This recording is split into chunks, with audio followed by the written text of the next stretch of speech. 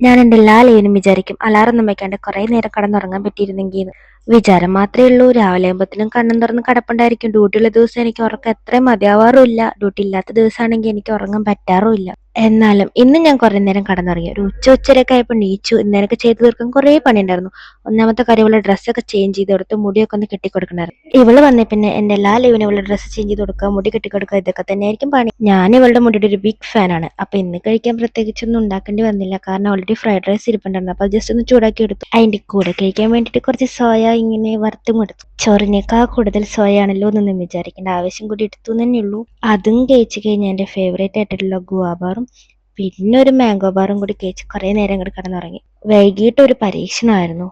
അതും ഏറെക്കുറെ സക്സസ് ആയി. പിന്നെ രാത്രി ആകുമ്പോൾ മിക്ക ലീവിന് എനിക്ക് തോന്നുന്ന തോന്നലാണ് മുടി കൊഴിയുന്നുണ്ടല്ലോ, തടി വെക്കുന്നുണ്ടല്ലോ, വണ്ണം വെക്കുന്നുണ്ടല്ലോ എന്ന്. പിറ്റേ ദിവസം ആകുമ്പോഴത്തേന് ആ തോന്നൽ മാറുകയും ചെയ്യും.